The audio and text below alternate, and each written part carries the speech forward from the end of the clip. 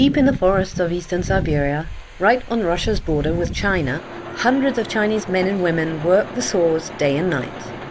They work for Chinese timber firms Xinchun and Haihua and are among the vanguard of an unprecedented push by Chinese companies into the Russian Far East.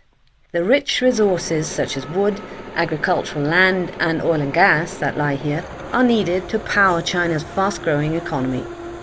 At the same time, Chinese money is needed to develop this region 6,000 kilometers from Moscow. Ну, Китай традиционно является нашим крупнейшим внешнеэкономическим партнером. Мы с ними хорошо торгуем, но и инвестиции в последнее время, также у нас объем инвестиций из Китая растет. Можно было бы привести такой пример, что в 2009 году объем китайских инвестиций у нас составил всего лишь 500 тысяч долларов США. В 2013 году это более 13 миллионов долларов. То есть практически получается, что в разы китайские инвестиции они увеличиваются. И такая тенденция, на наш взгляд, она будет продолжаться. То есть, ну, прежде всего, конечно, это обусловлено ситуацией, которая в настоящее время складывается, да, то есть в мире в целом. It is not an easy relationship. Russia has long been wary of letting the Chinese in. Little more than 6 million people live in the entire Far Eastern Federal District, as opposed to over 100 million in China's 3 northeastern provinces across the border. This imbalance has fed fears that China, via population pressure, could one day take control of this far corner of Russia.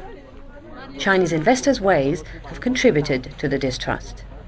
Most companies try to hire as little Russians as possible.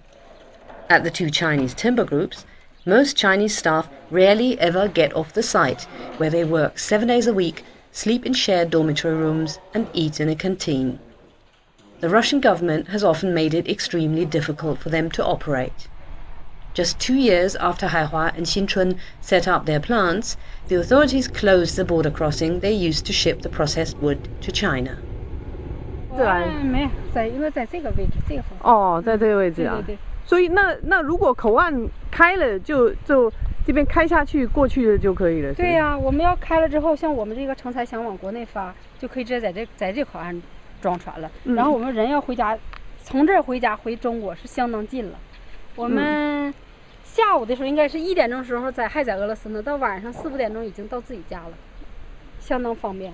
那现在呢？现在什么情况？现在我们要绕道走，多久或者是从黑河，或者是从同江，要需要2天时间才能到家吧。要是这样呢，也就是5个小时就可以到家。But there are clear signs that things are changing.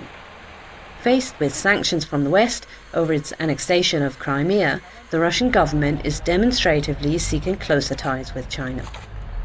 Как вы знаете, что российское государство, оно объявило Дальним Востоком, как бы приоритетом, да, для развития экономики. И китайцы это почувствовали, китайцы начинают активно приходить к нам сюда, смотреть, куда, в какие сферы вложиться. Но наиболее перспективными в Хабаровском крае сферами для китайских инвесторов, безусловно, является это лесопереработка, переработка минеральных ресурсов, это портовое хозяйство, инфраструктура.